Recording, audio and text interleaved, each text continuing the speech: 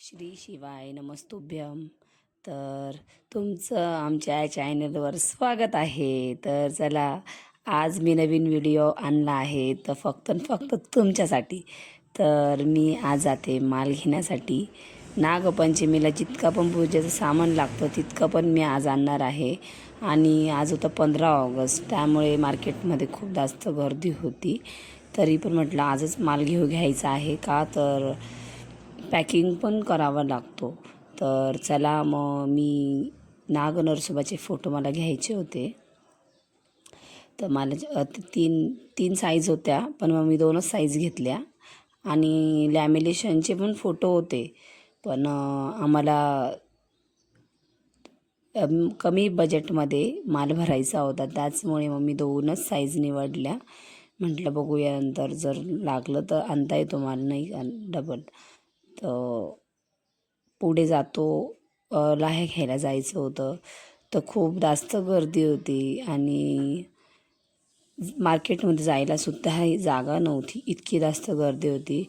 तर मी बघितलं तर मुलं मुली हे सुंदर अशी तयारी वगैरे करून, आणि ढोल त्यांच्या हातामध्ये होते. इतकी सुंदर ते ढोल वाजवण्याची तयारी, पूर्ण मार्केटमध्ये ते ढोल वाजवण्यासाठी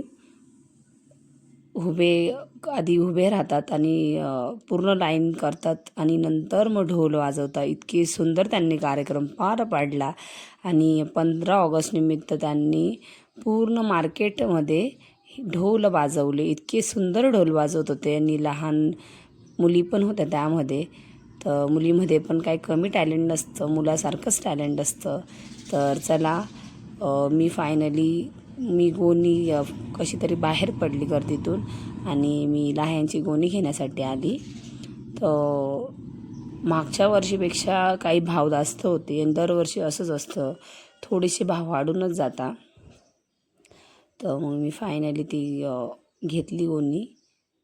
5 किलो लाह्या असतात त्याच्यामध्ये आणि ज्वारीच्या लाह्या असतात. तर मी फायनली ती गोणी घेतली आणि त्यांनी मग पैसे काहीच कमी नाही केले, का तर ते पण होलसेलमध्येच विकतात आणि त्यांची पण मेहनत असते त्यामागे. त्यामुळं मग मी काहीच बोलली नाही, म्हटलं ठीक आहे, जाऊ द्या, ठीक आहे, घ्या म्हटलं, नाही का. मग त्यांच्याकडनंच मी एकाच दुकानातून माल घेते. मागच्या वर्षी पण त्याच दुकानातून घेतलं आणि आपल्याला एकाच दुकानातून घेतल्यानंतर खूप फायदा असतो. आणि मला फुटाण्यासाठी पिशव्या लागत होत्या, का तर माझ्याकडे लायांसाठी पिशव्या होत्या मागच्या वर्षीच्या, त्याचमुळं मग मी फुटाण्यासाठीच पिशव्या घेतल्या फक्त. आणि जितकं आपलं पॅकेट राहतं ना तितकंच आपल्याला पॅकेट घ्यावं लागतं, नाही तर मोठी जर झाली तर प्रॉब्लेम येतो आणि छोटी झाली तरी प्रॉब्लेम येतो. म्हणून त्याच साईजची पिशवी घ्यावा लागते व्यवस्थित.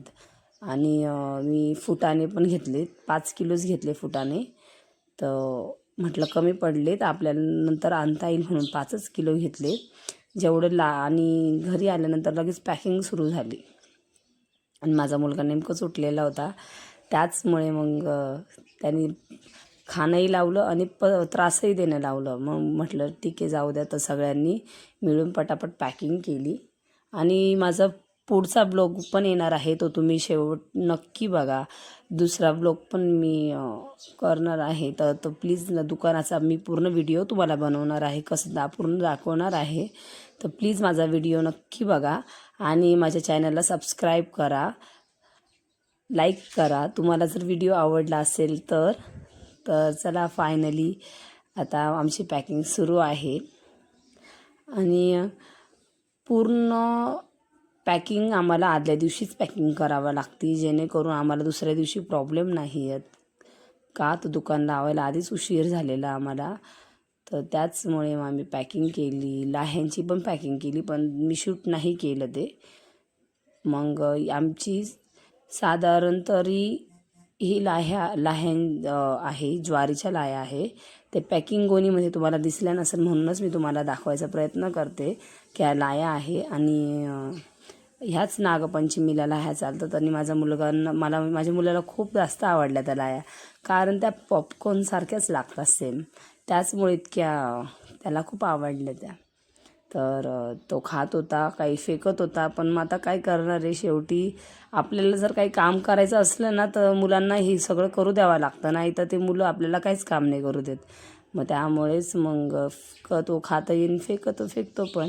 तसं फायनली आमच्या इतके असं पूर्ण गोणीभर आम्ही पूर्ण पॅकेट्स तयार केले आधी, जेणेकरून आम्हाला पावसामुळं पाणी त्याच्यावर पडलं तरी भिजणार नाही. त्याचमुळे आम्ही पूर्ण पॅकेट तयार करून घेतले, फुटाण्याचे पण पॅकेट तयार करून घेतले. चला मग नेक्स्ट ब्लॉगमध्ये भेटू.